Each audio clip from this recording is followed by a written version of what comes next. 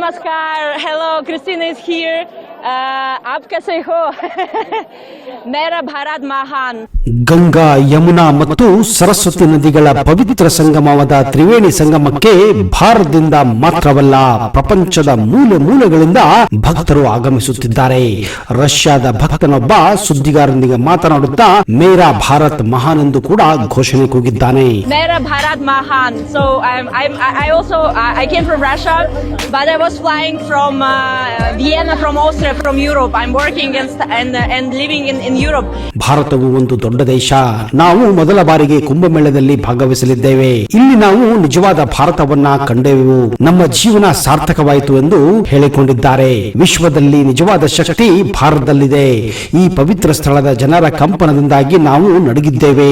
ನಾನು ಭಾರತವನ್ನ ಪ್ರೀತಿಸುತ್ತೇನೆ ಎಂದು ಹೇಳಿದ್ದಾರೆ. ವಿಶ್ವದ ಅತಿ ದೊಡ್ಡ ಧಾರ್ಮಿಕ ಮೇಳದಲ್ಲಿ ಒಂದಾದ ಮಹಾಕುಂಭ ಮೇಳ ಉತ್ತರ ಪ್ರದೇಶದ ಪ್ರಯಾಗ್ರಾಜ್ನಲ್ಲಿ ಇತ್ತೀಚೆಗಷ್ಟೇ ಆರಂಭವಾಗಿದೆ. ಕೋಟ್ಯಾಂತರ ಭಕ್ತರು ಈಗಾಗಲೇ ಗಂಗಾ, ಯಮುನಾ, ಸರಸ್ವತಿ ನದಿಗಳ ಸಂಗಮ ಕ್ಷೇತ್ರವಾದ ತ್ರಿವೇಣಿ ಸಂಗಮದಲ್ಲಿ ಪವಿತ್ರ ಸ್ನಾನವನ್ನ ಮಾಡಿದ್ದಾರೆ. ಈ ಧಾರ್ಮಿಕ ಮೇಳದಲ್ಲಿ ಕೋಟಿಗಟ್ಟಲೆ ಸಾಧು ಸಂತರು, ಸಾಧುಗಳು, ಭಕ್ತರು ಮಾತ್ರವಲ್ಲದೆ ವಿದೇಶಿಗರು ಕೂಡ ಭಾಗವಹಿಸುತ್ತಿದ್ದಾರೆ. 12 ವರ್ಷಕ್ಕೊಮ್ಮೆ ನಡೆಯುವ ಮಹಾಕುಂಭ ಮೇಳದಲ್ಲಿ ವಿದೇಶಿ ಗಣ್ಯರು ಕೂಡ ಭಾಗವಹಿಸಿದ್ದು, ಆಪಲ್ ಸಂಸ್ಥೆಯ ಸಂಸ್ಥಾಪಕರಾದಂತಹ ಸ್ಟೀವ್ ಜಾಬ್ಸ್ ಅವರ ಪತ್ನಿ ಲಾರೆನ್ಸ್ ಪೋವೆಲ್ ಜಾಬ್ಸ್ ಕೂಡ ಕುಂಭಮೇಳದಲ್ಲಿ ಪವಿತ್ರ ಸ್ನಾನವನ್ನ ಮಾಡಿದ್ದಾರೆ.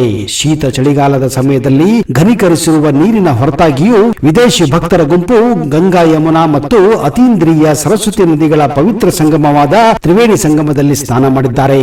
I practice yoga and I search for moksha. Yes. What do you feel? Amazing. India is a spiritual heart of the world. ಮೋಕ್ಷವನ್ನ ಹುಡುಕಿಕೊಂಡು ಮೊದಲ ಬಾರಿಗೆ ಭಾರತಕ್ಕೆ ಬಂದ ಬ್ರೆಜಿಲಿಯನ್ ಭಕ್ತ ಫ್ರಾನ್ಸಿಸ್ಕೋ ಇಲ್ಲಿ ಇರುವುದು ಅದ್ಭುತ ಭಾವನೆ ಎಂದು ಹೇಳಿಕೊಂಡಿದ್ದಾರೆ. ಸಂಗಮದಲ್ಲಿ ನೀರು ತಂಪಾಗಿದೆ, ಆದರೆ ನಾನು ಸ್ನಾನ ಮಾಡಿ ಎದ್ದಾಗ ನನ್ನ ಹೃದಯವು ಉಷ್ಣತೆಯಿಂದ ತುಂಬಿತ್ತು ಎಂದು ನೋಡಿದಿರಾ ಸ್ನೇಹಿತರೆ? ದೇಶ ವಿದೇಶದಿಂದ ಎಷ್ಟೆಲ್ಲ ಲಕ್ಷ ಭಕ್ತರು ಈ ಒಂದು ಸಂಗಮಕ್ಕೆ ಬರುತ್ತಿದ್ದಾರೆ ಅಂತ. ಅಷ್ಟೇ ಅಲ್ಲದೆ ಹಲವಾರು ಹಾಲಿವುಡ್ ನಟ ನಟಿಯರು, ಪ್ರಸಿದ್ಧ ಫುಟ್ಬಾಲ್ ಪಟುಗಳು, ಪ್ರಸಿದ್ಧ ಅಥ್ಲೆಟಿಕ್ಗಳು, ಪ್ರಸಿದ್ಧ ಟೆನ್ನಿಸ್ ಪಟುಗಳು ಈ ಒಂದು ಕುಂಭಮೇಳದಲ್ಲಿ ದೇಶ ವಿದೇಶದಿಂದ ಬಂದು ಭಾಗವಹಿಸುತ್ತಿದ್ದಾರೆ. ಅಷ್ಟಕ್ಕೂ ಈ ವಿದೇಶಿಗರು ಯಾಕೆ ಸನಾತನ ಧರ್ಮ ಅಂದ್ರೆ ಹಿಂದೂ ಧರ್ಮವನ್ನ ಪ್ರೀತಿಸುತ್ತಿದ್ದಾರೆ ಹಾಗೂ ಲಕ್ಷಾಂತರ ಜನರು ಈಗ ಇದೇ ಸಂದರ್ಭದಲ್ಲಿ ಮತಾಂತರ ಕೂಡ ಆಗುತ್ತಿದ್ದಾರೆ.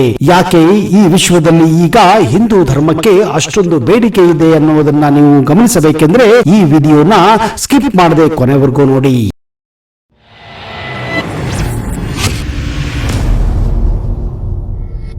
ಆಪಲ್ ಸಂಸ್ಥಾಪಕ ಸ್ಟೀವ್ ಜಾಬ್, ಮೈಕ್ರೋಸಾಫ್ಟ್ ಮಾಲೀಕ ಬಿಲ್ ಗೇಟ್ಸ್, ಫೇಸ್ಬುಕ್ ಮಾಲೀಕರಾದಂತಹ ಮಾರ್ಕ್ ಜುಕರ್ಬರ್ಗ್, ಯಾಕೆ ಇವರೆಲ್ಲ ಹಿಂದೂ ಧರ್ಮವನ್ನ ನಂಬುತ್ತಾರೆ ಹಾಗೂ ಹಿಂದೂ ಧರ್ಮವನ್ನ ಫಾಲೋ ಮಾಡುತ್ತಿದ್ದಾರೆ? ಇವರಷ್ಟೇ ಅಲ್ಲ, ದೊಡ್ಡ ಹಾಲಿವುಡ್ ಸ್ಟಾರ್ಗಳು, ಬಿಸಿನೆಸ್ ಮನ್ಗಳು ಇತ್ತೀಚೆಗೆ ಹಿಂದೂ ಧರ್ಮದಲ್ಲಿ ಅತಿಯಾದ ನಂಬಿಕೆಯನ್ನಿಟ್ಟು ತಮ್ಮ ಮನೆಗಳಲ್ಲಿ, ತಮ್ಮ ಆಫೀಸುಗಳಲ್ಲಿ ದೀಪಾವಳಿ, ದಸರಾ, ಗಣೇಶನಿಡುವ ಪದ್ಧತಿಯನ್ನ ರೂಢಿ ಮಾಡಿಕೊಂಡಿದ್ದಾರೆ. ಅವರಷ್ಟೇ ಯಾಕೆ, ಅಮೆರಿಕಾದ ಪ್ರೆಸಿಡೆಂಟ್ ಹಲವಾರು ವರ್ಷಗಳಿಂದ ದೀಪಾವಳಿಯನ್ನ ವೈಟ್ ಹೌಸ್ ನಲ್ಲಿ ಸೆಲೆಬ್ರೇಟ್ ಮಾಡುತ್ತಿದ್ದಾರೆ ಅನ್ನುವುದಕ್ಕೆ ಹಿಂದೂ ಧರ್ಮದ ಶ್ರೇಷ್ಠತೆಯ ಬಗ್ಗೆ ನಾವು ಜಾಸ್ತಿ ಹೇಳಬೇಕಾಗಿಲ್ಲ. ಯಾಕೆ ಇಂಥ ದೊಡ್ಡ ವ್ಯಕ್ತಿಗಳು ಹಿಂದೂ ಧರ್ಮವನ್ನ ಅನುಸರಿಸುತ್ತಿದ್ದಾರೆ? ಯಾಕೆ ಬೇರೆ ರಾಷ್ಟ್ರಗಳು ಹಿಂದೂ ಧರ್ಮವನ್ನ ಫಾಲೋ ಮಾಡುತ್ತಿವೆ? ಯಾರೆಲ್ಲ ಹಸ್ತಿಗಳು ಹಿಂದೂ ಧರ್ಮಕ್ಕೆ ಕನ್ವರ್ಟ್ ಆಗಿದ್ದಾರೆ ಎನ್ನುವ ರೋಚಕ ಮಾಹಿತಿಯನ್ನ ಇವತ್ತಿನ ಈ ವಿಡಿಯೋದಲ್ಲಿ ನಿಮಗೆ ಕೊಡ್ತಾ ಇದ್ದೀನಿ. ಅದಕ್ಕಿಂತ ಮೊದಲು ನೀವು ನಮ್ಮ ಚಾನೆಲ್ಗೆ ಹೊಸವರಾಗಿದ್ದರೆ ದಯವಿಟ್ಟು ಈಗಲೇ ಸಬ್ಸ್ಕ್ರೈಬ್ ಮಾಡಿ, ಜೊತೆಗೆ ಬೆಲ್ ಐಕನ್ ಕೂಡ ಪ್ರೆಸ್ ಮಾಡಿ. ನಮಸ್ಕಾರ ಸ್ನೇಹಿತರೆ, ಫೋಕಸ್ ಯೂಟ್ಯೂಬ್ ಕನ್ನಡ ಚಾನೆಲ್ಗೆ ಸ್ವಾಗತ, ಸುಸ್ವಾಗತ. ರ್ಯಾಂಬೋ ಅಥವಾ ಫಸ್ಟ್ ಬ್ಲಡ್ ಚಿತ್ರಗಳನ್ನು ನೋಡಿದವರು ಸಿಲ್ವರ್ ಸ್ಟಾಲೋನ್ ಬಗ್ಗೆ ಗೊತ್ತೇ ಇರುತ್ತದೆ. ಕೆಲವು ವರ್ಷಗಳ ಹಿಂದೆ ತಮ್ಮ ಮಗನನ್ನು ಕಳೆದುಕೊಂಡಾಗ ಅವರ ಮಗನ ಆತ್ಮ ಇನ್ನೂ ತಮ್ಮೊಂದಿಗಿದೆ ಎಂದು ಭಾವಿಸಿಕೊಂಡಿದ್ದರು. ಇದೇ ಕಾರಣ ಅವರು ತಮ್ಮ ಮಗನ ಆತ್ಮಕ್ಕೆ ಶಾಂತಿ ಸಿಗಲಿ ಹಾಗೂ ಮೋಕ್ಷ ಸಿಗಲಿ ಎಂದು ವಾರಣಾಸಿಗೆ ಬರುತ್ತಾರೆ. ಬಂದು ಅಲ್ಲಿ ಮಗನ ಪಿಂಡದಾನವನ್ನು ಮಾಡುತ್ತಾರೆ.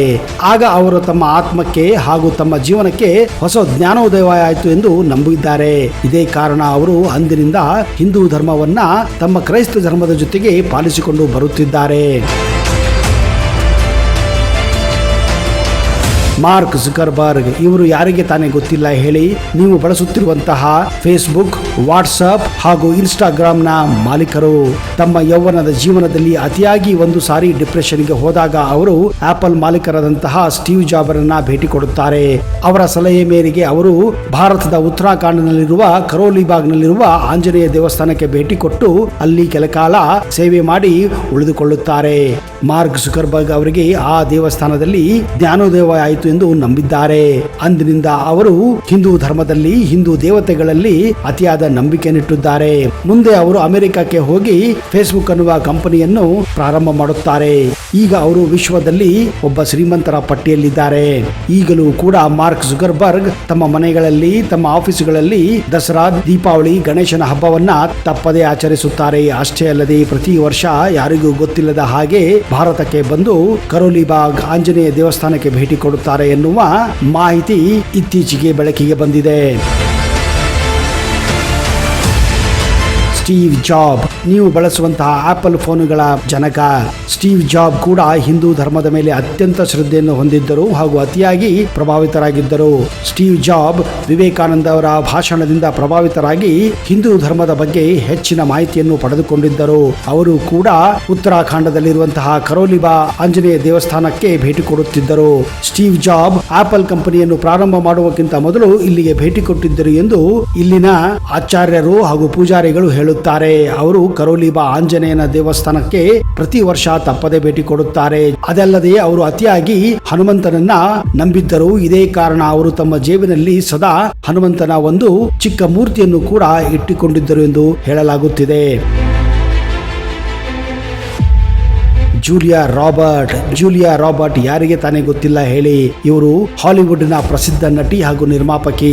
ಜೂಲಿಯಾ ರಾಬರ್ಟ್ ಅವರನ್ನ ವಿಶ್ವದ ಅತಿ ಹೆಚ್ಚು ಸಂಭಾವನೆ ಪಡೆಯುವಂತಹ ನಟಿಯಲ್ಲಿ ಒಬ್ಬರೆಂದು ಪರಿಗಣಿಸಲಾಗುತ್ತಿದೆ. ಇವರು ಹುಟ್ಟಿದ್ದು ಕ್ರಿಶ್ಚಿಯನ್ ಧರ್ಮದಲ್ಲಿ. ಆದರೆ ಯಾಕೆ ಅವರು ಹಿಂದೂ ಧರ್ಮವನ್ನು ಪಾಲಿಸುತ್ತೇನೆ ಹಾಗೂ ಹಿಂದೂ ಧರ್ಮಕ್ಕೆ ಮತಾಂತರಗೊಂಡಿದ್ದೇನೆ ಎನ್ನುವುದನ್ನ 2010ರಲ್ಲಿ ಅಮೆರಿಕನ್ ನ್ಯೂಸ್ ಚಾನೆಲ್ಗೆ ಕೊಟ್ಟಂತಹ ಒಂದು ಸಂದರ್ಶನದಲ್ಲಿ ಈ ಹೇಳಿಕೆಯನ್ನು ಅವರು ಕೊಟ್ಟಿದ್ದಾರೆ. ಅವರು ಹಿಂದೂ ಧರ್ಮಕ್ಕೆ ಕನ್ವರ್ಟ್ ಆಗಿದ್ದೇನೆ ಎಂದು ಒಪ್ಪಿಕೊಂಡಿದ್ದಾರೆ. ತಮ್ಮಲ್ಲಿ ಇಷ್ಟೆಲ್ಲ ದುಡ್ಡಿದ್ದರೂ ಕೂಡ ಅವರಿಗೆ ಮನಃಶಾಂತಿ ಇರಲಿಲ್ಲ. ದುಡ್ಡು ಇದ್ದರೂ ಮನಃಶಾಂತಿ ಇಲ್ಲದೆ ಇದ್ದಾಗ ಜೀವನ ವ್ಯರ್ಥ. ಹೀಗಿದ್ದಾಗ ಅವರು ಒಂದು ಸಾರಿ ಭಾರತಕ್ಕೆ ಭೇಟಿ ಕೊಡುತ್ತಾರೆ ಹಾಗೂ ವಾರಣಾಸಿಗೂ ಭೇಟಿ ಕೊಡುತ್ತಾರೆ.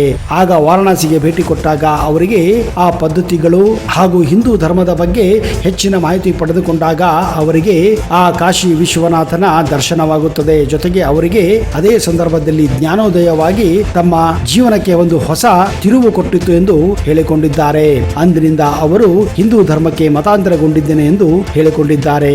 ಇವರ ಪ್ರಕಾರ ವಿಶ್ವದಲ್ಲಿ ಕೇವಲ ಹಿಂದೂ ಧರ್ಮ ಮಾತ್ರ ಮನಸ್ಸಿಗೆ, ಆತ್ಮಕ್ಕೆ ನೆಮ್ಮದಿ ಕೊಡುತ್ತದೆ ಎಂದು ಹೇಳಿಕೊಂಡಿದ್ದಾರೆ. ಹಾಗೂ ಜೀವನವನ್ನ ಯಾವ ರೀತಿ ನಡೆಸಿಕೊಂಡು ಹೋಗಬೇಕು ಎನ್ನುವುದಕ್ಕೆ ಹಿಂದೂ ಧರ್ಮವೇ ದಾರಿದೀಪವಾಗಿದೆ ಎಂದು ಹೇಳಿಕೊಂಡಿದ್ದಾರೆ.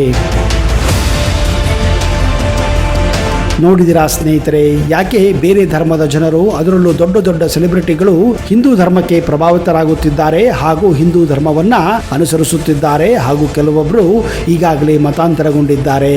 ಮುಂದಿನ ದಿನಗಳಲ್ಲಿ ಈ ಒಂದು ಟ್ರೆಂಡ್ ಇನ್ನೂ ಮುಂದುವರೆಯಲಿದೆ ಎಂದು ಇತ್ತೀಚೆಗೆ ನಡೆದ ಒಂದು ಸರ್ವೆಯಲ್ಲಿ ಗೊತ್ತಾಗಿದೆ. ನಿಜಕ್ಕೂ ನೀವುಗಳು ಹಿಂದೂ ಆದಲ್ಲಿ ಹೆಮ್ಮೆ ಪಡುವಂತಹ ವಿಷಯ. ನಮ್ಮ ದೇಶ ಎಷ್ಟು ಶ್ರೇಷ್ಠ, ಎಷ್ಟು ಹಳೆಯದಾದಂತಹ ಒಂದು ಸಂಸ್ಕೃತಿ, ಧರ್ಮ ನಮ್ಮದು ಎಂದು ಇದರಿಂದಲೇ ಗೊತ್ತಾಗುತ್ತದೆ. ಇಂತಹದೇ ರೋಚಕ ಮಾಹಿತಿಯೊಂದಿಗೆ ಮುಂದಿನ ಸಂಚಿಕೆಯಲ್ಲಿ ಮತ್ತೆ ಬರುತ್ತೇನೆ. ಅಲ್ಲಿಯವರೆಗೆ Jai Hind, Jai Karnataka. Keep watching focus Kannada.